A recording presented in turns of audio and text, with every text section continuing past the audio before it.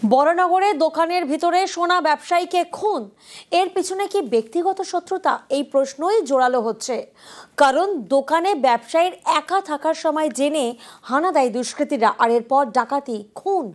পুলিশের নজরে নিহত ব্যবসায়ীর কল ডিটেলস, কিন্তু তার মোবাইল ফোন এখনো পাওয়া যায়নি।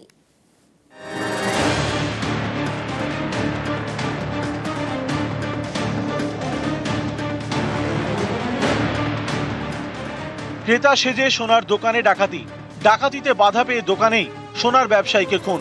বরানগরে ডাকাতি এবং খুনের এই ঘটনায় একাধিক প্রশ্ন উঠছে। শুধুমাত্র ডাকাতিতে বাধা পেয়ে কি ব্যবসায়ীকে খুন, নাকি এর পিছনে ব্যক্তিগত শত্রুতা রয়েছে?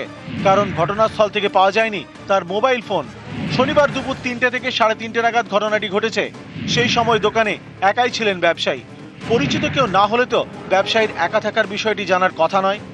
নিহত ব্যবসায়ী শঙ্কর জানা, পশ্চিম মেদিনীপুরের দাসপুরে তার আদি বাড়ি। আগে তিনি মুম্বাই সোনার কাজ করতেন। কয়েক বছর আগে বরানগরে এসে সোনার ব্যবসা শুরু করেন। এখানে নিজের বাড়ি, বাড়ি থেকে মিনিট দুয়েকের দূরত্বে সোনার দোকান। নিজের দোকানেই খুন ব্যবসায়ী।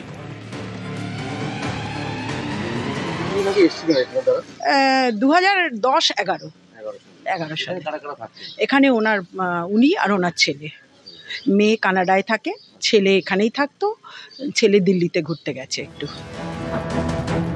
তদন্তকারীরা জানার চেষ্টা করছেন ব্যবসার সূত্রে কি কারো সঙ্গে শত্রুতা তৈরি হয় শঙ্কর জানার। তদন্তকারীদের নজরে নিহত ব্যবসায়ীর কল ডিটেলস। শনিবার ঘটনার পরে দোকানের ভিতরে নিহত ব্যবসায়ীর দেহ উদ্ধার হয়, কিন্তু তার মোবাইল ফোন পাওয়া যায়নি। ব্যবসায়ীকে খুন করে ডাকাতির পর তার ফোন নিয়ে চম্পট দেয় দুষ্কৃতীরা। পুলিশের দাবি, গোটা ঘটনায় জড়িত 5 দুষ্কৃতী। বরানগরের শম্ভুনাথ লেন এলাকায় ব্যবসায়ীর দোকান। এই দোকানের ডান দিক দিয়ে দমদম স্টেশন যাওয়ার রাস্তা। সেখান দিয়ে পালাতে দেখা গিয়েছে 3 দুষ্কৃতীকে।